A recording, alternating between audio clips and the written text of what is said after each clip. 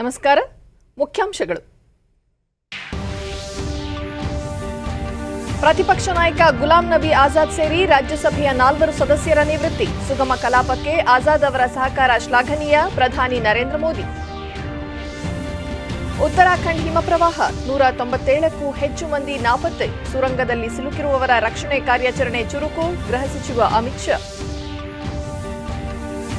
ವಿಧಾನ ಪರಿಷತ್ ನೂತನ ಸಭಾಪತಿಯಾಗಿ ಬಸವರಾಜ ಹೊರಟ್ಟಿ ಅವಿರೋಧ ಆಯ್ಕೆ. ಸದನದ ಘನತೆ ಗೌರವಕ್ಕೆ ಚ್ಯುತಿ ಬಾರದಂತೆ ಪಕ್ಷಾತೀತವಾಗಿ ಕಾರ್ಯನಿರ್ವಹಿಸುವ ಭರವಸೆ.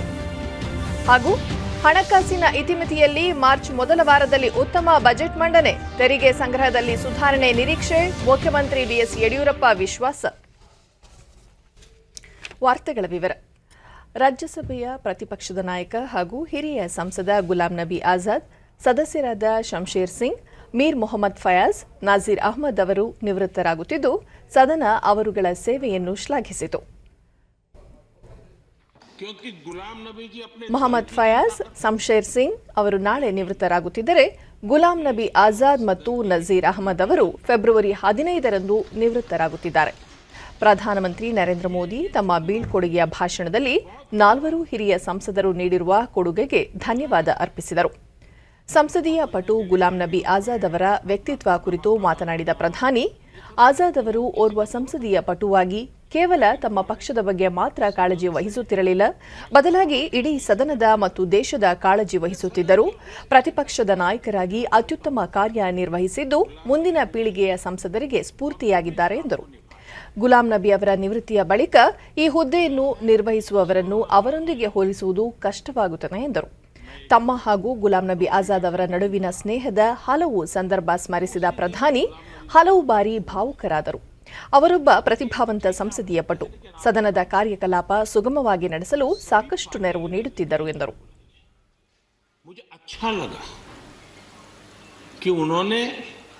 पार्टी लीडर्स के साथ, सभी पार्टी अध्यक्षों के साथ बैठने का मुझे सुझाव दिया और मैंने उस मीटिंग को किया भी.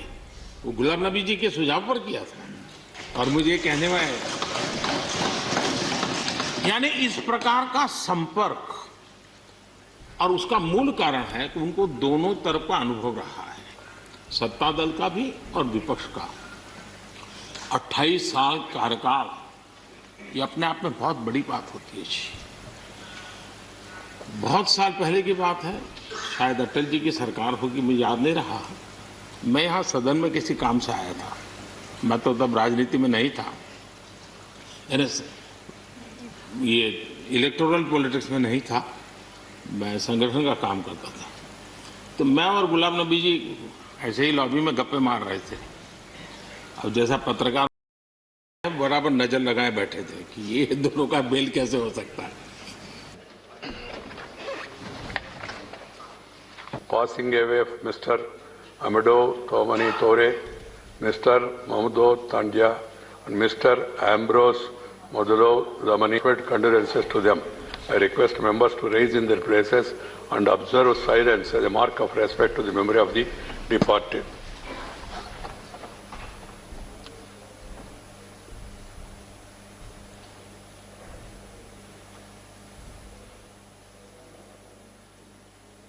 I lay on the table of the House the papers listed against their names from serial numbers 1 to 6 and item number 2 respectively in today's revised list of business.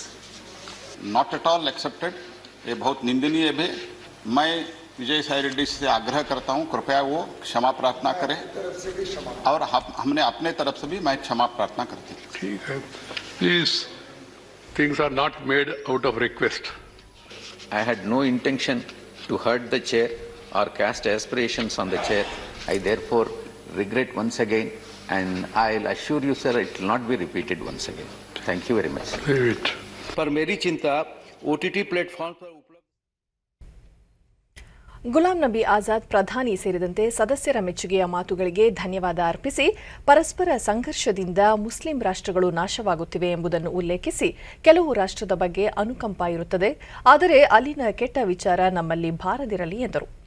ಹಲವು ಪ್ರಧಾನಮಂತ್ರಿಗಳ ಜೊತೆ ಕಾರ್ಯನಿರ್ವಹಿಸುವ ಅವಕಾಶ ತಮಗೆ ದೊರೆತಿದ್ದು ಸಂಸತ್ತಿನಿಂದ ಅಪಾರ ಅರಿವು ಮೂಡಿದೆ ಎಂದ ಅವರು ಪಕ್ಷ ನೀಡಿದ ಸ್ಥಾನಮಾನಕ್ಕೆ ಧನ್ಯವಾದ ಅರ್ಪಿಸಿದರು. ಅಟಲ್ ಬಿಹಾರಿ ವಾಜಪೇಯಿ ಅವರ ನಾಯಕತ್ವವನ್ನು ಸ್ಮರಿಸಿದರು. ಶಾಸನ ರೂಪಿಸಲು ದೇಶದ ಅಭಿವೃದ್ಧಿಗಾಗಿ ಜನತೆ ತಮ್ಮನ್ನು ಚುನಾಯಿಸುತ್ತಾರೆ. ನಾವು ಸದಾ ಸದನದಲ್ಲಿ ವಿರೋಧವನ್ನೇ ವ್ಯಕ್ತಪಡಿಸದೆ ಪ್ರತಿಭಟಿಸುವಾಗ ಪ್ರತಿಭಟಿಸಿ, ಚರ್ಚಿಸುವಾಗ ಚರ್ಚಿಸಿ ದೇಶದ ಅಭಿವೃದ್ಧಿಗೆ ಶ್ರಮಿಸಬೇಕು ಎಂದು ತಾವು ನಂಬಿರುವುದಾಗಿ ತಿಳಿಸಿದರು. ತಮ್ಮ ವಿಚಾರದಲ್ಲಿ ಭಾವುಕರಾಗಿ ಮೆಚ್ಚುಗೆಯ ಮಾತನಾಡಿದ ಪ್ರಧಾನಮಂತ್ರಿ ನರೇಂದ್ರ ಮೋದಿ ಅವರಿಗೆ ಧನ್ಯವಾದ ಅರ್ಪಿಸಿದರು. ಇದಕ್ಕೂ ಮುನ್ನ ಇಂದು ರಾಜ್ಯಸಭೆಯ ಕಲಾಪ ಆರಂಭವಾಗುತ್ತಿದ್ದಂತೆ ಸಭಾಪತಿ ವೆಂಕಯ್ಯನಾಯ್ಡು ಅವರು ಇತ್ತೀಚೆಗೆ ನಿಧನ ಹೊಂದಿದ ಮಾಜಿ ಸಂಸದ ಮೊಹಿಂದರ್ ಸಿಂಗ್ ಲಾಥೂರ್ ಹಾಗೂ ಅಗಲಿದ ವಿದೇಶಿ ಗಣ್ಯರ ನಿಧನಕ್ಕೆ ಸಂತಾಪ ಸೂಚಿಸಿದರು. ಸಂಸದೀಯ ವ್ಯವಹಾರಗಳ ಸಚಿವ ಪ್ರಹ್ಲಾದ್ ಜೋಶಿ ಸಭಾಪತಿ ವಿರುದ್ಧ ಸದಸ್ಯ ವಿಜಯ್ ಸಾಯಿ ರೆಡ್ಡಿ ಅವರು ಮಾಡಿರುವ ಹೇಳಿಕೆಯನ್ನು ಹಿಂತೆಗೆದುಕೊಂಡು ಕ್ಷಮೆ ಯಾಚಿಸಬೇಕು ಎಂದು ಆಗ್ರಹಿಸಿದರು. ಅದಕ್ಕೆ ಉತ್ತರಿಸಿದ ವಿಜಯ್ ಸಾಯಿ ರೆಡ್ಡಿ ತಾವು ಕ್ಷಮೆ ಕೋರುವುದಾಗಿ ಹೇಳಿದರು. ನಂತರ ಜಾರ್ಖಂಡ್ನ ಸಂಸದ ಮಹೇಶ್ ಪೊದ್ದಾರ್ ಒಟಿಟಿ ಪ್ಲಾಟ್ಫಾರ್ಮ್ನಲ್ಲಿ ಅಶ್ಲೀಲ ದೃಶ್ಯಗಳ ತಡೆಗೆ ಕಡಿವಾಣ ಹಾಕಬೇಕು ಎಂದು ಆಗ್ರಹಿಸಿದರು. ವಾರ್ತಾ ಮತ್ತು ಪ್ರಸಾರ ಖಾತೆ ಸಚಿವ ಪ್ರಕಾಶ್ ಜಾವಡೇಕರ್ ಉತ್ತರಿಸಿ ಒಟಿಟಿ ವೇದಿಕೆಯ ಬಗ್ಗೆ ವ್ಯಾಪಕ ದೂರುಗಳು ಬರುತ್ತಿದ್ದು ಅದರ ಬಗ್ಗೆ ವಿವರವಾದ ಮಾರ್ಗಸೂಚಿಗಳನ್ನು ಸಿದ್ಧಪಡಿಸಲಾಗುತ್ತಿದ್ದು ಸದ್ಯದಲ್ಲೇ ಅವುಗಳನ್ನು ಬಿಡುಗಡೆ ಮಾಡಲಾಗುವುದು ಎಂದರು. ನಂತರ ಸದಸ್ಯರ ಪ್ರಶ್ನೆಗಳಿಗೆ ಉತ್ತರಿಸಿದ ಆರೋಗ್ಯ ಸಚಿವ ಡಾ ಹರ್ಷವರ್ಧನ್ ಎಲ್ಲ ರಾಜ್ಯಗಳ ಸಹಕಾರದಿಂದಾಗಿ ಕೋವಿಡ್ ನಿರ್ವಹಣೆಯಲ್ಲಿ ದೇಶ ಯಶಸ್ಸು ಗಳಿಸಲು ಸಾಧ್ಯವಾಯಿತು. ದೇಶದಲ್ಲಿ ಆರೋಗ್ಯ ವಲಯದಲ್ಲಿ ಸಾಕಷ್ಟು ಮೂಲಸೌಕರ್ಯ ವೃದ್ಧಿಯಾಗಿದೆ. ಬಜೆಟ್ನಲ್ಲೂ ಕೂಡ ಆರೋಗ್ಯ ವಲಯಕ್ಕೆ ಹೆಚ್ಚಿನ ಅನುದಾನ ನೀಡಲಾಗಿದ್ದು ಹೊಸ ವ್ಯವಸ್ಥೆಯನ್ನು ಸೃಷ್ಟಿಸಲಾಗುತ್ತಿದೆ. ದೇಶ 4 ಕಡೆ ಪ್ರಾದೇಶಿಕ ವೈರಾಣು ಪ್ರಯೋಗಾಲಯಗಳನ್ನು ಆರಂಭಿಸಲಾಗುವುದು ಎಂದರು. ಆರೋಗ್ಯ ಕ್ಷೇತ್ರದ ಬಲವರ್ಧನೆಗೆ ಸಮಗ್ರ ಕ್ರಮಗಳನ್ನು ಕೈಗೊಳ್ಳಲಾಗುತ್ತಿದೆ ಎಂದ ಅವರು ಜನರಿಗೆ ಉತ್ತಮ ಜೀವನದ ಜೊತೆಗೆ ಗುಣಮಟ್ಟದ ಆರೋಗ್ಯ ಸೇವೆ ಲಭಿಸುವಂತೆ ಮಾಡುವುದು ಸರ್ಕಾರದ ಕರ್ತವ್ಯವಾಗಿದೆ. ಆ ನಿಟ್ಟಿನಲ್ಲಿ ಹಲವು ಕ್ರಮ ಕೈಗೊಳ್ಳಲಾಗುವುದು ಎಂದು ಹೇಳಿದರು. ಜಗನ್ನಾಥನ ನೆಲೆವೀಡು ಒಡಿಶಾದ ಪುರಿಯಲ್ಲಿ ಅಂತಾರಾಷ್ಟ್ರೀಯ ವಿಮಾನ ನಿಲ್ದಾಣ ಸ್ಥಾಪಿಸಬೇಕೆಂಬ ಬೇಡಿಕೆಯ ಕುರಿತಂತೆ ತಮ್ಮ ಸಚಿವಾಲಯ ಪರಿಶೀಲಿಸಲಿದೆ ಎಂದು ನಾಗರಿಕ ವಿಮಾನಯಾನ ಖಾತೆ ಸಚಿವ ಹರ್ದೀಪ್ ಸಿಂಗ್ ಪುರಿ ತಿಳಿಸಿದರು. To legislative approval and this issue of Malkana Haq, which my colleague from representing the party in power in Delhi mentioned. But this could have been done 2 or 3 years earlier. ಒಡಿಶಾದ ಮುಖ್ಯಮಂತ್ರಿ ನವೀನ್ ಪಟ್ನಾಯಕ್ ಪುರಿಯಲ್ಲಿ ಅಂತಾರಾಷ್ಟ್ರೀಯ ವಿಮಾನ ನಿಲ್ದಾಣ ನಿರ್ಮಿಸಲು ಮನವಿ ಸಲ್ಲಿಸಿದ್ದು ಯಾತ್ರಾ ಸ್ಥಳವಾದ ಪುರಿಗೆ ಸಮೀಪದಲ್ಲೇ ವಿಮಾನ ನಿಲ್ದಾಣಕ್ಕೆ ಜಮೀನು ಗುರುತಿಸಿದೆ. ಭಾರತೀಯ ವಿಮಾನ ನಿಲ್ದಾಣ ಪ್ರಾಧಿಕಾರಕ್ಕೆ ಈಗಾಗಲೇ ಈ ಬಗ್ಗೆ ಕಾರ್ಯಸಾಧ್ಯತೆಯ ಕುರಿತು ಅಧ್ಯಯನ ನಡೆಸಲು ಸೂಚಿಸಲಾಗಿದೆ ಎಂದು ತಿಳಿಸಿದರು. ನಂತರ ಬಜೆಟ್ ಕುರಿತ ಚರ್ಚೆ ನಡೆಯಿತು. ಈ ನಡುವೆ ಕರ್ನಾಟಕದ ರಾಜ್ಯಸಭಾ ಸದಸ್ಯ ಕೆಸಿ ರಾಮಮೂರ್ತಿ ಟ್ವಿಟರ್ ಮತ್ತು ಇತರ ಸಾಮಾಜಿಕ ತಾಣಗಳಲ್ಲಿ ಭಾರತದ ಭೂಪಟವನ್ನು ತಪ್ಪಾಗಿ ಬಿಂಬಿಸುತ್ತಿರುವ ಬಗ್ಗೆ ಗಮನ ಸೆಳೆದು ಭೂಮಾಹಿತಿ ನಿಯಂತ್ರಣ ವಿಧೇಯಕ ಮಂಡಿಸಿದರು. ನಂತರ ಸಭಾಪತಿ ಸ್ಥಾನದಲ್ಲಿದ್ದ ಹರಿವಂಶ್ ಅವರು ಕಲಾಪವನ್ನು ನಾಳೆ ಬೆಳಗ್ಗೆ 9 ಗಂಟೆಗೆ ಮುಂದೂಡಿದರು. ಉತ್ತರಾಖಂಡದ ಚಮೋಲಿ ಜಿಲ್ಲೆಯಲ್ಲಿ ಸಂಭವಿಸಿದ ಹಿಮಪ್ರವಾಹ ಕುರಿತಂತೆ ಕೇಂದ್ರ ಗೃಹ ಸಚಿವ ಅಮಿತ್ ಶಾ ಅವರಿಂದು ರಾಜ್ಯಸಭೆಯಲ್ಲಿ ಹೇಳಿಕೆ ನೀಡಿ ಕೇಂದ್ರ ಹಾಗೂ ರಾಜ್ಯ ಸರ್ಕಾರದ ಸಂಬಂಧಿತ ಸಂಸ್ಥೆಗಳು ರಕ್ಷಣೆ ಮತ್ತು ಪರಿಹಾರ ಕಾರ್ಯಾಚರಣೆಯಲ್ಲಿ ನಿರತವಾಗಿವೆ ಎಂದು ತಿಳಿಸಿದರು. ಹಠಾತ್ ಹಿಮಪ್ರವಾಹದಿಂದ ಎನ್ಟಿಪಿಸಿಯ 520 ಮೆಗಾವ್ಯಾಟ್ ಜಲವಿದ್ಯುತ್ ಉತ್ಪಾದನಾ ಕೇಂದ್ರಕ್ಕೂ ಹಾನಿಯುಂಟು ಮಾಡಿದೆ. ಪ್ರಸ್ತುತ ಪ್ರವಾಹ ಪರಿಸ್ಥಿತಿ ಇಳಿಮುಖವಾಗಿದ್ದು ಯಾವುದೇ ಆತಂಕ ಇರುವುದಿಲ್ಲ ಎಂಬ ಮಾಹಿತಿಯನ್ನು ಉತ್ತರಾಖಂಡ್ ಸರ್ಕಾರ ನೀಡಿರುವುದಾಗಿ ತಿಳಿಸಿದರು. ಋಷಿಗಂಗಾ ನದಿಯ ಜಲಾನಯನ ಪ್ರದೇಶದಲ್ಲಿ ಪ್ರವಾಹ ಪರಿಸ್ಥಿತಿ ಎದುರಾಗಿದ್ದು ನಿನ್ನೆ ಸಂಜೆ 5 ಗಂಟೆವರೆಗಿನ ಮಾಹಿತಿಯ ರೀತಿಯ ಈ ದುರ್ಘಟನೆಯಲ್ಲಿ 20 ಮಂದಿ ಸಾವಿಗೀಡಾಗಿದ್ದು 6 ಮಂದಿ ಗಾಯಗೊಂಡಿದ್ದಾರೆ. 197ಕ್ಕೂ ಹೆಚ್ಚು ಜನರು ನಾಪತ್ತೆಯಾಗಿದ್ದಾರೆ. 12 ಜನರನ್ನು ಎನ್ಟಿಪಿಸಿಯ ಸುರಂಗದಿಂದ ಸುರಕ್ಷಿತವಾಗಿ ರಕ್ಷಿಸಲಾಗಿದೆ. ಇನ್ನೂ ಸುರಂಗದಲ್ಲಿ ಸಿಲುಕಿರುವ ಶಂಕೆ ಇರುವವರ ರಕ್ಷಣೆಗೆ ಕಾರ್ಯಾಚರಣೆ ಮುಂದುವರೆದಿದೆ ಎಂದು ಮಾಹಿತಿ ನೀಡಿದರು. ಸಂಪರ್ಕ ಕಡಿತಗೊಂಡಿರುವ ಹಳ್ಳಿಗಳಿಗೆ ಹೆಲಿಕಾಪ್ಟರ್ ಮೂಲಕ ಆಹಾರ ಧಾನ್ಯ ಪೂರೈಸಲಾಗುತ್ತಿದ್ದು ಪರಿಸ್ಥಿತಿಯ ಬಗ್ಗೆ ತೀವ್ರ ನಿಗಾ ಇಡಲಾಗಿದೆ. ಐಟಿಬಿಪಿ ಮತ್ತು ಎನ್ಡಿಆರ್ಎಫ್ 5 ತಂಡ ಹಾಗೂ ಸೇನೆಯ 8 ತಂಡ ಪರಿಹಾರ ಮತ್ತು ರಕ್ಷಣಾ ಕಾರ್ಯಾಚರಣೆಯಲ್ಲಿ ನಿರತವಾಗಿವೆ ಎಂದು ಮಾಹಿತಿ ನೀಡಿದರು. बाढ़ से निचले क्षेत्र में अब कोई खतरा नहीं है और साथ ही साथ जल स्तर में भी कमी आ रही है. केंद्र और राज्य की सभी संबंधित एजेंसियां स्थिति पर कड़ी निगाह रखे हुए हैं. 7 फरवरी 2021 के उपग्रह डेटा के अनुसार ऋषिगंगा नदी के जलग्रहण क्षेत्र में समुद्र तल से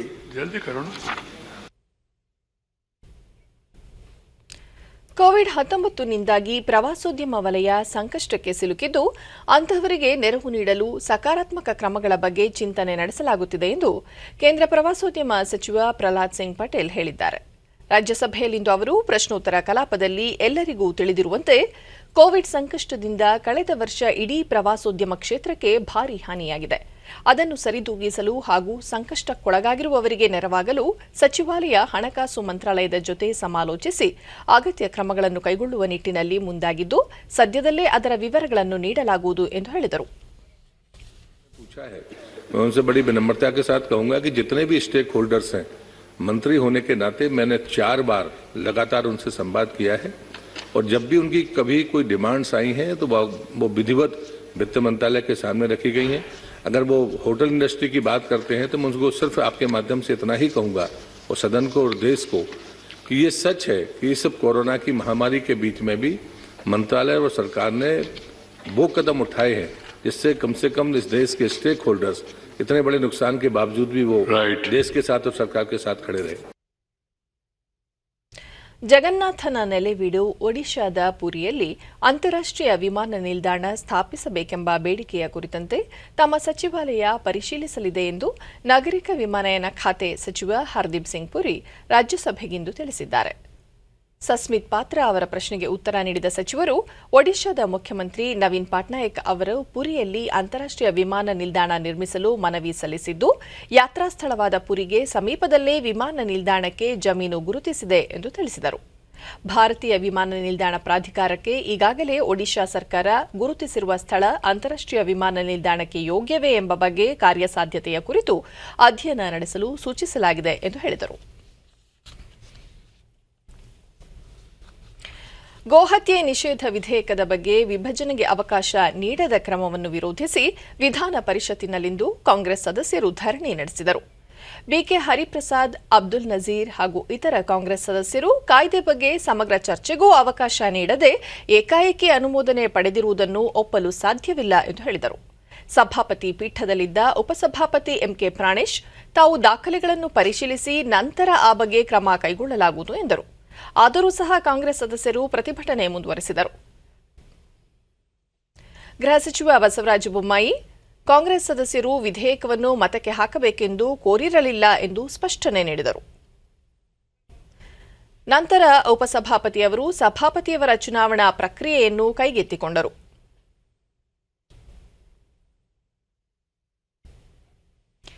ಬಸವರಾಜ ಹೊರಟ್ಟಿಯವರ ಹೆಸರನ್ನು ಸಭಾಪತಿ ಸ್ಥಾನಕ್ಕೆ ಸೂಚಿಸುವಂತೆ ಬಿಜೆಪಿ ಹಾಗೂ ಜೆಡಿಎಸ್ ಸದಸ್ಯರಿಗೆ ಕೋರಿದರು. ಸೂಚನೆ ಹಾಗೂ ಅನುಮೋದನೆ ನಡೆಯಿತು. ಬಳಿಕ ಕಾಂಗ್ರೆಸ್ ಸ್ಪರ್ಧಿ ನಜೀರ್ ಅಹ್ಮದ್ ಅವರ ಪರ ಸೂಚನೆ ಮಂಡಿಸುವಂತೆ ಉಪಸಭಾಪತಿ ಸೂಚಿಸಿದರು. ಆದರೆ ಕಾಂಗ್ರೆಸ್ ಸದಸ್ಯರು ಪ್ರಸ್ತಾವ ಮಂಡಿಸಲಿಲ್ಲ. ಹಾಗಾಗಿ ಉಪಸಭಾಪತಿ ಎಂಕೆ ಪ್ರಾಣೇಶ್ ಪರಿಷತ್ತಿನ ನೂತನ ಬಸವರಾಜ ಹೊರಟ್ಟಿ ಅವರು ಆಯ್ಕೆಯಾಗಿದ್ದಾರೆ ಎಂದು ಪ್ರಕಟಿಸಿದರು.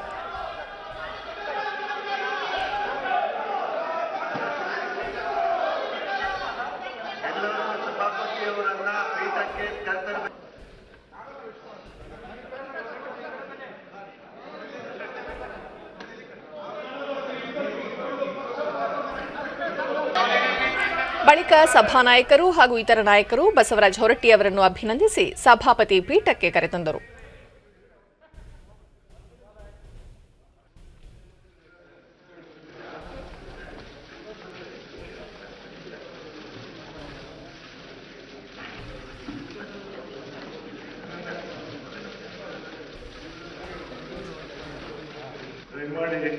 ಸಭಾಪತಿ ಸ್ಥಾನ ಅಲಂಕರಿಸಿದ ಬಸವರಾಜ ಹೊರಟ್ಟಿ ಎಲ್ಲ ಸದಸ್ಯರಿಗೂ ಕೃತಜ್ಞತೆಗಳನ್ನು ಸಲ್ಲಿಸಿ 113 ವರ್ಷಗಳ ಇತಿಹಾಸವಿರುವ ವಿಧಾನ ಪರಿಷತ್ತಿನ ಘನತೆ ಗೌರವಕ್ಕೆ ಚ್ಯುತಿ ಬಾರದಂತೆ ಪಕ್ಷಾತೀತವಾಗಿ ಕಾರ್ಯನಿರ್ವಹಿಸುತ್ತೇನೆ ಎಂದು ಭರವಸೆ ನೀಡಿದರು.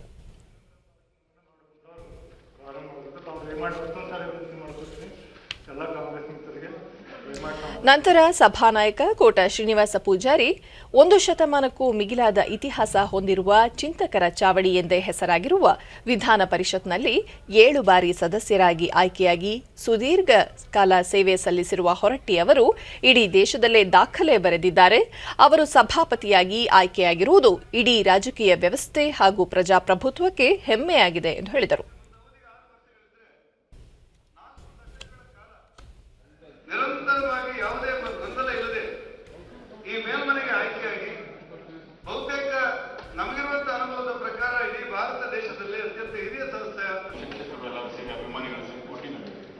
ಗೃಹ ಸಚಿವ ಬಸವರಾಜ ಬೊಮ್ಮಾಯಿ ಸಭಾಪತಿ ಸ್ಥಾನಕ್ಕೆ ಅವರ ಆಯ್ಕೆ ಸುದೀರ್ಘ ಹೋರಾಟಕ್ಕೆ ಕಳಸಪ್ರಾಯವಾಗಿದೆ.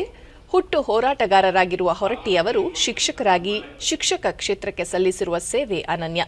1980ರಿಂದ ಹಂತ ಹಂತವಾಗಿ ಯಾವ ರೀತಿ ಸಾರ್ವಜನಿಕ ಜೀವನದಲ್ಲಿ ನೇರ ನಿಷ್ಠೂರ ನಿರ್ಣಯ ಕೈಗೊಂಡು ಕಷ್ಟಗಳನ್ನು ಸಹ ಅನುಭವಿಸಿ ಉನ್ನತ ಸ್ಥಾನಕ್ಕೆ ಏರಿದ್ದಾರೆ ಎಂದು ಹೇಳಿದರು. 1980ರಿಂದ ಯಾವ ರೀತಿ ನೀವು ಪ್ರತಿಯೊಂದು ಹಂತದಲ್ಲಿ ಎಲ್ಲರ ವಿಶ್ವಾಸವನ್ನು ಗಳಿಸಿ ಮುಂದೆ ಬಂದಿದ್ದೀರಿ ಅನ್ನುವಂಥದ್ದು ನಮ್ಮ ಕಣ್ಮುಂದೆ ಇದೆ. ತಾವು ರಾಜಕೀಯದ ಉದ್ದಕ್ಕೂ ಕೂಡ ಜೆಡಿಎಸ್ ಸದಸ್ಯ ಮರಿತಿಬ್ಬೇಗೌಡ ಅವರು ಬಸವರಾಜ ಹೊರಟ್ಟಿಯವರ ವ್ಯಕ್ತಿತ್ವವನ್ನು ಕೊಂಡಾಡಿದರು. ಶಿಕ್ಷಣ ಕ್ಷೇತ್ರವನ್ನು ಪ್ರತಿನಿಧಿಸುವ ಹೊರಟ್ಟಿಯವರು ಅದೇ ಕ್ಷೇತ್ರದ ಸಚಿವರಾಗಿ ಅತ್ಯಲ್ಪ ಅವಧಿಯಲ್ಲಿ ಮಹತ್ವದ ಕೊಡುಗೆಗಳನ್ನು ನೀಡಿದ್ದಾರೆ ಎಂದು ಸ್ಮರಿಸಿದರು. ಈ ರಾಜ್ಯದ ರಾಜಕಾರಣದಲ್ಲಿ ಏನೆಲ್ಲಾ ಬದಲಾವಣೆಗಳಾದ್ರೂ ಕೂಡ, ಏನೆಲ್ಲಾ ಸನ್ನಿವೇಶಗಳು ಬಂದರೂ ಕೂಡ, ಏನೆಲ್ಲಾ ಬಿರುಗಾಳಿ ಬಂದರೂ ಕೂಡ ತಾವು ಅಚಲವಾದಂತ ನಿರ್ಧಾರ ಆ ಜಾತ್ಯತೀತ ಜನತಾದಳ ಪಕ್ಷದಲ್ಲೇ ಉಳ್ಕೊಂಡು ಬಂದಿರತಕ್ಕಂಥದ್ದು ನಿಮ್ಮ ಒಂದು ದೊಡ್ಡ ವ್ಯಕ್ತಿತ್ವ ಅಂತ ನಾನು ಪರಿಭಾವಿಸಿಕೊಂಡಿದ್ದೇನೆ. ಮಾರ್ಚ್ ಮೊದಲ ವಾರ ರಾಜ್ಯ ಬಜೆಟ್ ಮಂಡನೆ ಮಾಡಲು ನಿರ್ಧರಿಸಲಾಗಿದ್ದು, ಒಂದೆರಡು ದಿನಗಳಲ್ಲಿ ಬಜೆಟ್ ಮಂಡನೆಗೆ ದಿನಾಂಕ ನಿಗದಿಪಡಿಸಲಾಗುವುದು ಎಂದು ಮುಖ್ಯಮಂತ್ರಿ ಬಿಎಸ್ ಯಡಿಯೂರಪ್ಪ ದಾವಣಗೆರೆಯಲ್ಲಿಂದು ಹೇಳಿದ್ದಾರೆ. ಜಿಲ್ಲೆಯ ಹರಿಹರ ತಾಲೂಕಿನ ರಾಜನಹಳ್ಳಿಯ ವಾಲ್ಮೀಕಿ ಗುರುಪೀಠದಲ್ಲಿ ಹಮ್ಮಿಕೊಂಡಿರುವ ವಾಲ್ಮೀಕಿ ಜಯಂತಿ ಕಾರ್ಯಕ್ರಮಕ್ಕೂ ಮುನ್ನ ಸುದ್ದಿಗಾರರೊಂದಿಗೆ ಅವರು, ಈಗಾಗಲೇ ಬಜೆಟ್ ಪೂರ್ವಭಾವಿ ಸಿದ್ಧತಾ ಕಾರ್ಯ ಆರಂಭವಾಗಿದ್ದು, ಪ್ರತಿಯೊಂದು ಇಲಾಖೆಯ ಅಧಿಕಾರಿಗಳ ಜೊತೆ ಚರ್ಚೆ ಮಾಡಲಾಗುತ್ತಿದೆ ಎಂದರು. ಈ ಬಾರಿ ಹಣಕಾಸಿನ ಇತಿಮಿತಿಯೊಳಗೆ ಉತ್ತಮ ಬಜೆಟ್ ಮಂಡನೆಗೆ ಕ್ರಮ ಕೈಗೊಳ್ಳಲಾಗಿದೆ. ಕಳೆದ 3 ತಿಂಗಳಿನಿಂದ ತೆರಿಗೆ ಸಂಗ್ರಹದಲ್ಲಿ ಸುಧಾರಣೆ ಕಂಡಿದೆ. ಬರುವ ದಿನಗಳಲ್ಲಿ ತೆರಿಗೆ ಸಂಗ್ರಹ ಮತ್ತಷ್ಟು ಸುಧಾರಿಸುವ ವಿಶ್ವಾಸವಿದೆ ಎಂದು ಮುಖ್ಯಮಂತ್ರಿ ಹೇಳಿದರು. ಮಾರ್ಚ್ ಮೊದಲನೇ ವಾರದಲ್ಲಿ ಬಜೆಟ್ ಅನ್ನು ಮಂಡನೆ ಮಾಡಬೇಕು ಅಂತ ತೀರ್ಮಾನ ಮಾಡಿದೆ. ದಿನಾಂಕ ಯಾವುದು ಅಂತೇಳಿ ಇನ್ನೊಂದೆರಡು ದಿವಸದಲ್ಲಿ ನಿರ್ಧಾರ ಮಾಡ್ತೇವೆ.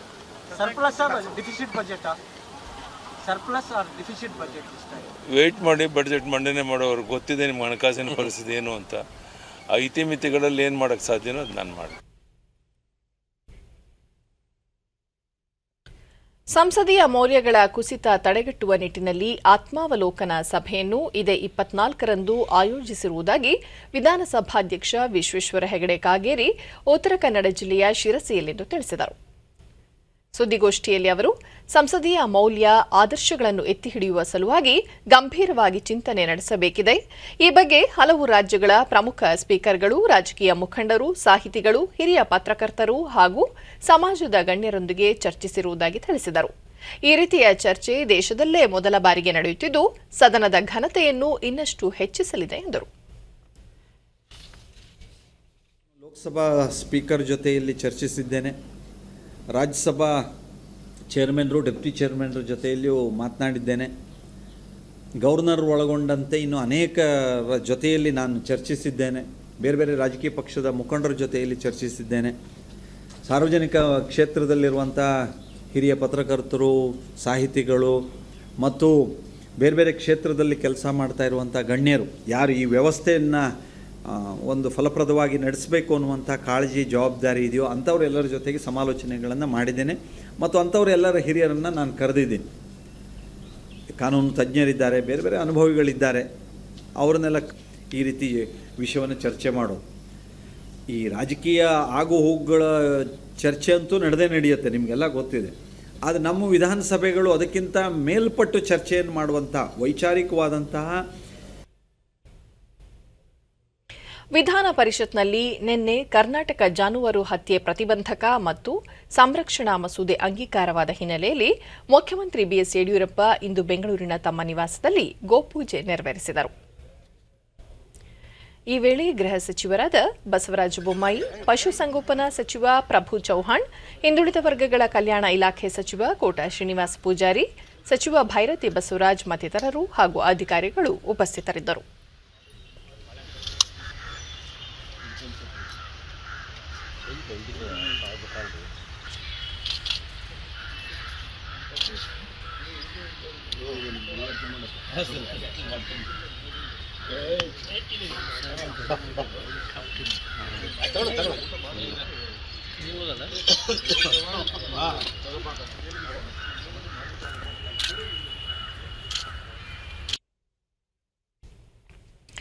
ಕನ್ನಡ ಮತ್ತು ಸಂಸ್ಕೃತಿ ಖಾತೆ ಸಚಿವ ಅರವಿಂದ ಲಿಂಬಾವಳಿ ವಿಕಾಸಸೌಧದಲ್ಲಿಂದು ಇಲಾಖಾ ವ್ಯಾಪ್ತಿಗೆ ಬರುವ ವಿವಿಧ ಪ್ರಾಧಿಕಾರಗಳು ಹಾಗೂ ಅಕಾಡೆಮಿಗಳ ಅಧ್ಯಕ್ಷರ ಸಭೆ ನಡೆಸಿದರು. ಪ್ರಾಧಿಕಾರಗಳು ಹಾಗೂ ಅಕಾಡೆಮಿಗಳು ಕೈಗೊಳ್ಳುತ್ತಿರುವ ಕಾರ್ಯಚಟುವಟಿಕೆಗಳು ಮತ್ತು ಅದರ ಅಹವಾಲುಗಳನ್ನು ಸಚಿವರು ಆಲಿಸಿದರು. ಜಾನಪದವನ್ನು ಪಠ್ಯದಲ್ಲಿ ಸೇರಿಸುವ ಬಗ್ಗೆ, ಅಕಾಡೆಮಿಗಳ ಪ್ರಶಸ್ತಿ ಸಂಖ್ಯೆ ಹೆಚ್ಚಿಸುವ ಬಗ್ಗೆ ಚರ್ಚಿಸಲಾಯಿತು. ಸಾಂಸ್ಕೃತಿಕ ವಾತಾವರಣವನ್ನು ಮತ್ತಷ್ಟು ಹೆಚ್ಚಿಸಲು ಹಾಗೂ ರಾಜ್ಯದ ಸಂಸ್ಕೃತಿಯ ಬೆಳವಣಿಗೆಗೆ ಅಗತ್ಯವಿರುವ ಎಲ್ಲ ನೆರವು ನೀಡುವುದಾಗಿ ಸಚಿವರು ಭರವಸೆ ನೀಡಿದರು. ಸಾರಿಗೆ ಸಿಬ್ಬಂದಿಗಳ ಕೆಲವು ಬೇಡಿಕೆಗಳನ್ನು ಈಡೇರಿಸಲಾಗಿದೆ. ಡಿಸೆಂಬರ್ ಹಾಗೂ ಜನವರಿ ತಿಂಗಳ ಅರ್ಧ ವೇತನವನ್ನು ಬಿಡುಗಡೆ ಮಾಡಲಾಗಿದೆ. ಬಾಕಿ ವೇತನ ಶೀಘ್ರ ಪಾವತಿಸಲು ಕ್ರಮ ಕೈಗೊಳ್ಳಲಾಗಿದೆ ಎಂದು ಸಾರಿಗೆ ಸಚಿವರೂ ಆಗಿರುವ ಉಪಮುಖ್ಯಮಂತ್ರಿ ಲಕ್ಷ್ಮಣ ಸವದಿ ತಿಳಿಸಿದ್ದಾರೆ. ಬಿಎಂಟಿಸಿ ಮತ್ತು ಇತರೆ 3 ಸಾರಿಗೆ ನಿಗಮಗಳ ಸಿಬ್ಬಂದಿಯ ಬೇಡಿಕೆ ಈಡೇರಿಸಲು ನಿರಂತರವಾಗಿ ಪ್ರಯತ್ನಿಸಲಾಗುತ್ತಿದೆ. ಇಂದು ಕೂಡ ಹಿರಿಯ ಅಧಿಕಾರಿಗಳ ಸಭೆ ನಡೆಸಿ ಚರ್ಚಿಸಲಾಗಿದೆ. ನೌಕರರ ಬೇಡಿಕೆಗಳ ಬಗ್ಗೆ ಸರ್ಕಾರಕ್ಕೆ ಸಹಾನುಭೂತಿ ಇದೆ. ನಾಳೆ ಬಸ್ ಸಂಚಾರದಲ್ಲಿ ಯಾವುದೇ ವ್ಯತ್ಯಯ ಉಂಟಾಗುವುದಿಲ್ಲ. ಈ ಬಗ್ಗೆ ಯಾವುದೇ ಅನಗತ್ಯ ಗೊಂದಲ ಬೇಡ ಎಂದು ತಿಳಿಸಿದ್ದಾರೆ.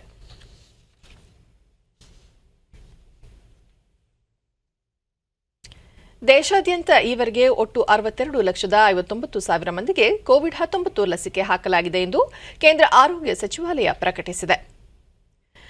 ಕಳೆದ 24 ಗಂಟೆಗಳಲ್ಲಿ 4,46,000 ಮಂದಿಗೆ ಕೋವಿಡ್-19 ಲಸಿಕೆ ಹಾಕಲಾಗಿದೆ. ದೇಶಾದ್ಯಂತ ಕೋವಿಡ್-19 ಚೇತರಿಕೆ ಪ್ರಮಾಣ 97.25ಕ್ಕೆ ಏರಿಕೆಯಾಗಿದೆ ಎಂದು ಆರೋಗ್ಯ ಸಚಿವಾಲಯ ಹೇಳಿದೆ. ಈವರೆಗೆ 1,05,00,000 ಸೋಂಕಿತರು ಗುಣಮುಖರಾಗಿದ್ದಾರೆ. ಸದ್ಯ ದೇಶದಲ್ಲಿ 1,43,625 ಸೋಂಕಿನ ಪ್ರಕರಣ ಸಕ್ರಿಯವಾಗಿವೆ. ಭಾರತೀಯ ವೈದ್ಯಕೀಯ ಸಂಶೋಧನಾ ಮಂಡಳಿ ಕಳೆದ 4 ಗಂಟೆಗಳಲ್ಲಿ 6,87,000 ಕೊರೋನಾ ಪರೀಕ್ಷೆಗಳನ್ನು ನಡೆಸಿದೆ. ಈವರೆಗೆ 20,25,00,000 ಸೋಂಕು ಪರೀಕ್ಷೆಗಳನ್ನು ದೇಶಾದ್ಯಂತ ನಡೆಸಲಾಗಿದೆ. ಕೊರೋನಾ ನಿಯಂತ್ರಣಕ್ಕಾಗಿ ಕೋವಿಶೀಲ್ಡ್ ಲಸಿಕೆ ನೀಡುವ 2ನೇ ಹಂತದ ಅಭಿಯಾನಕ್ಕೆ ಬೆಂಗಳೂರಿನಲ್ಲಿಂದು ಚಾಲನೆ ನೀಡಲಾಯಿತು. ಬೃಹತ್ ಬೆಂಗಳೂರು ಮಹಾನಗರ ಪಾಲಿಕೆಯ ಆಯುಕ್ತ ಮಂಜುನಾಥ್ ಪ್ರಸಾದ್, ಆಡಳಿತಾಧಿಕಾರಿ ಗೌರವ್ ಗುಪ್ತಾ, ಬಿಬಿಎಂಪಿ ವಿಶೇಷ ಆಯುಕ್ತ ರಾಜೇಂದ್ರ ಚೋಳನ್ ಹಾಗೂ ಬಿಬಿಎಂಪಿ ಅಧಿಕಾರಿಗಳು ಸ್ವತಃ ಲಸಿಕೆ ಹಾಕಿಸಿಕೊಳ್ಳುವ ಮೂಲಕ ಅಭಿಯಾನಕ್ಕೆ ಚಾಲನೆ ನೀಡಿದರು.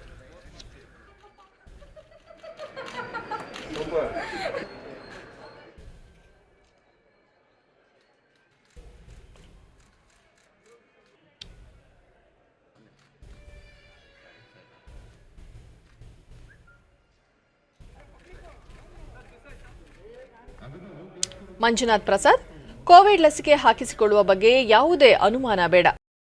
ತೆಗೆದುಕೊಳ್ಳುವುದರಿಂದ ಯಾವುದೇ ರೀತಿಯ ಅಡ್ಡ ಪರಿಣಾಮ ಬೀರುವುದಿಲ್ಲ. ಪ್ರತಿಯೊಬ್ಬರೂ ವ್ಯಾಕ್ಸಿನ್ ಪಡೆಯಬೇಕು ಎಂದು ಹೇಳಿದರು.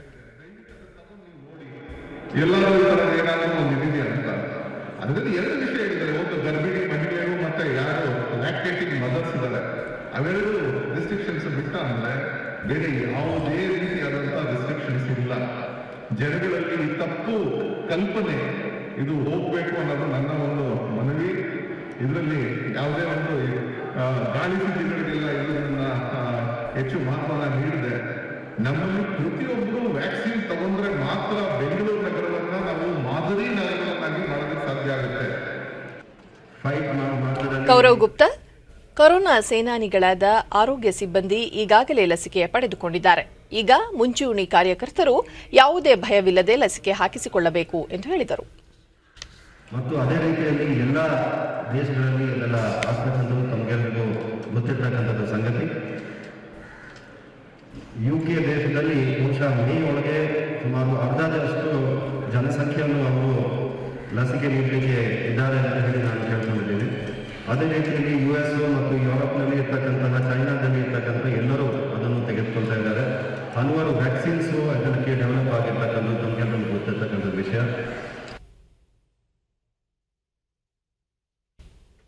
ದೇಶದಲ್ಲಿ ಕೋವಿಡ್-19 ಸೋಂಕಿತರ ಸಂಖ್ಯೆಯಲ್ಲಿ ಗಣನೀಯ ಇಳಿಕೆ ಕಂಡುಬಂದಿದೆ. ಕಳೆದ 24 ಗಂಟೆಗಳಲ್ಲಿ ಹೊಸದಾಗಿ 9,110 ಕೊರೋನಾ ಸೋಂಕು ಪ್ರಕರಣಗಳು ದೃಢಪಟ್ಟಿವೆ.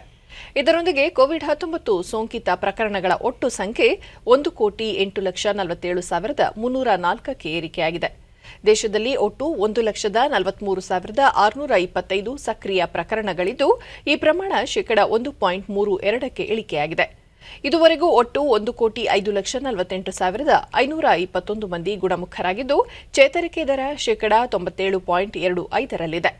ದೇಶದಲ್ಲಿ ಈವರೆಗೆ 1,55,158 ಮಂದಿ ಸಾವನ್ನಪ್ಪಿದ್ದು, ಮರಣ ಪ್ರಮಾಣ ಶೇಕಡ 1.43ರಷ್ಟಿದೆ. ದೇಶದಲ್ಲಿ ಈವರೆಗೂ 62,59,008 ಮಂದಿಗೆ ಕೋವಿಡ್-19 ಲಸಿಕೆಯನ್ನು ನೀಡಲಾಗಿದೆ. ಉತ್ತರಾಖಂಡದ ಚಮೋಲಿ ಜಿಲ್ಲೆಯ ತಪೋವನ್ ಸುರಂಗ ಮಾರ್ಗದಲ್ಲಿ ಸಿಲುಕಿಕೊಂಡಿರುವ ಕಾರ್ಮಿಕರ ರಕ್ಷಣಾ ಕಾರ್ಯಾಚರಣೆ ಮುಂದುವರೆದಿದೆ. ಸರ್ಕಾರ ನೀಡಿರುವ ಅಧಿಕೃತ ಹೇಳಿಕೆಯಂತೆ ಭಾನುವಾರದ ದಿಢೀರ್ ಪ್ರವಾಹದ ನಂತರ 197 ಮಂದಿ ಕಣ್ಮರೆಯಾಗಿದ್ದಾರೆ. ರಕ್ಷಣಾ ಕಾರ್ಯಾಚರಣೆ ತಂಡ ಈವರೆಗೆ 26 ಮೃತದೇಹಗಳನ್ನು ಪತ್ತೆ ಹಚ್ಚಿದೆ ಮತ್ತು ಸುರಂಗದಲ್ಲಿ ಸಿಲುಕಿದ್ದ 16 ಮಂದಿಯನ್ನು ರಕ್ಷಿಸಿದೆ. ಐಟಿಬಿಪಿ ಸೇನೆ, ಎಸ್ಎಸ್ಬಿ, ರಾಜ್ಯ ವಿಪತ್ತು ನಿರ್ವಹಣಾ ಪಡೆ, ರಾಷ್ಟ್ರೀಯ ವಿಪತ್ತು ನಿರ್ವಹಣಾ ಪಡೆಯ ಸಿಬ್ಬಂದಿ ನಿರಂತರವಾಗಿ ರಕ್ಷಣಾ ಕಾರ್ಯಾಚರಣೆಯಲ್ಲಿ ತೊಡಗಿದ್ದಾರೆ. ಈ ಮಧ್ಯೆ ಮುಖ್ಯಮಂತ್ರಿ ತ್ರಿವೇಂದ್ರ ಸಿಂಗ್ ರಾವತ್ ಅವರು ಚಮೋಲಿಗೆ ಭೇಟಿ ನೀಡಿ ಅಲ್ಲಿ ಕೈಗೊಂಡಿರುವ ರಕ್ಷಣಾ ಕಾರ್ಯಾಚರಣೆಗಳನ್ನು ಪರಿಶೀಲಿಸಿದರು. ರಕ್ಷಿಸಲ್ಪಟ್ಟಿರುವ 16 ಗಾಯಾಳುಗಳನ್ನು ಭೇಟಿ ಮಾಡಿ ಅವರ ಯೋಗಕ್ಷೇಮವನ್ನು ವಿಚಾರಿಸಿದರು. ಜೊತೆಗೆ ವೈಮಾನಿಕ ಸಮೀಕ್ಷೆ ನಡೆಸಿ ಹಿಮಸ್ಫೋಟದಿಂದ ಆಗಿರುವ ಹಾನಿ ಅಂದಾಜಿಸಿದರು. ಚಮೋಲಿ ಜಿಲ್ಲೆಯ ರೇಣಿ ಗ್ರಾಮದ ಬಳಿ ರಿಷಿಗಂಗಾ ನದಿಯಲ್ಲಿ ಉಂಟಾದ ದಿಢೀರ್ ಪ್ರವಾಹದಿಂದ ರಿಷಿಗಂಗಾ ಮತ್ತು ತಪೋವನ್ ವಿದ್ಯುತ್ ಯೋಜನೆಗಳಿಗೆ ಭಾರೀ ಹಾನಿಯಾಗಿದೆ. ಕೇಂದ್ರ ಸರ್ಕಾರದ ರಾಷ್ಟ್ರೀಯ ತೋಟಗಾರಿಕಾ ಮಿಷನ್ ಯೋಜನೆ ಉತ್ತರ ಕನ್ನಡ ಜಿಲ್ಲೆ ಕುಮಟಾ ತಾಲೂಕು ಗೋಕರ್ಣದಲ್ಲಿ ಯಶಸ್ವಿಯಾಗಿ ಅನುಷ್ಠಾನಗೊಂಡಿದೆ. ಇಲ್ಲಿನ ಪ್ರಗತಿಪರ ರೈತ ಪತಾಂಜಲಿ ಶರ್ಮಾ ಮತ್ತು ಸಹೋದರಿ ಯಶಸ್ವಿನಿ ಶರ್ಮಾ ಸಾವಯವ ಕೃಷಿಯಲ್ಲಿ ತೊಡಗಿದ್ದು, ರಾಷ್ಟ್ರೀಯ ತೋಟಗಾರಿಕಾ ಮಿಷನ್ ಯೋಜನೆಯಡಿ ಸೋಲಾರ್ ಟನಲ್ ಡ್ರೈಯರ್ ಮತ್ತು ಪಾಲಿಹೌಸ್ ನಿರ್ಮಿಸಿ ಕೃಷಿಯಲ್ಲಿ ಹೆಚ್ಚಿನ ಲಾಭ ಗಳಿಸುತ್ತಿದ್ದಾರೆ.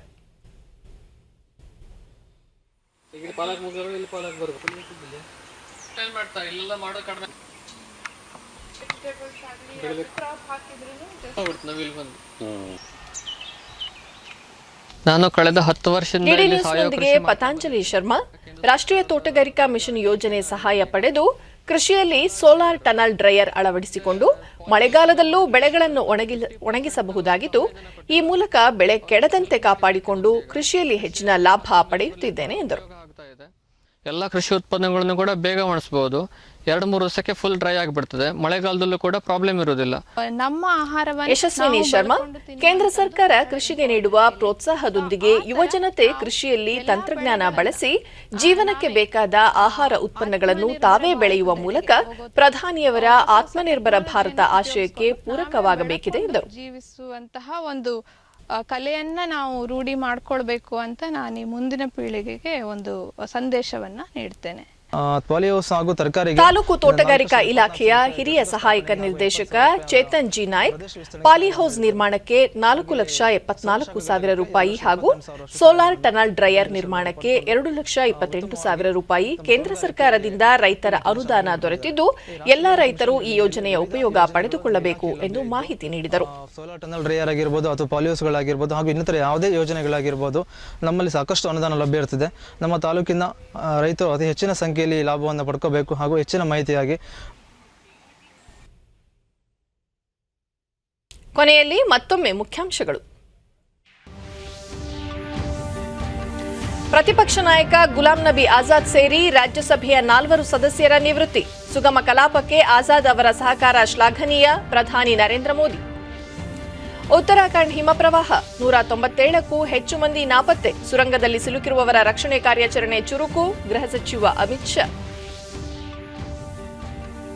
ವಿಧಾನ ಪರಿಷತ್ ನೂತನ ಸಭಾಪತಿಯಾಗಿ ಬಸವರಾಜ ಹೊರಟ್ಟಿ ಅವಿರೋಧ ಆಯ್ಕೆ. ಸದನದ ಘನತೆ, ಗೌರವಕ್ಕೆ ಚ್ಯುತಿ ಬಾರದಂತೆ ಪಕ್ಷಾತೀತವಾಗಿ ಕಾರ್ಯನಿರ್ವಹಿಸುವ ಭರವಸೆ. ಹಾಗೂ ಹಣಕಾಸಿನ ಇತಿಮಿತಿಯಲ್ಲಿ ಮಾರ್ಚ್ ಮೊದಲ ವಾರದಲ್ಲಿ ಉತ್ತಮ ಬಜೆಟ್ ಮಂಡನೆ. ತೆರಿಗೆ ಸಂಗ್ರಹದಲ್ಲಿ ಸುಧಾರಣೆ ನಿರೀಕ್ಷೆ, ಮುಖ್ಯಮಂತ್ರಿ ಬಿಎಸ್ ಯಡಿಯೂರಪ್ಪ ವಿಶ್ವಾಸ. ನಮ್ಮ ವಾರ್ತಾ ಪ್ರಸಾರವನ್ನು ನೀವು ಡಿಡಿ ಚಂದನ ನ್ಯೂಸ್ ಯೂಟ್ಯೂಬ್ ಚಾನೆಲ್ನಲ್ಲೂ ವೀಕ್ಷಿಸಬಹುದು. ನಮ್ಮ ಮುಂದಿನ ವಾರ್ತಾ ಪ್ರಸಾರ ಸಂಜೆ 7 ಗಂಟೆಗೆ ಡಿಡಿ ಚಂದನದಲ್ಲಿ. ನಮಸ್ಕಾರ.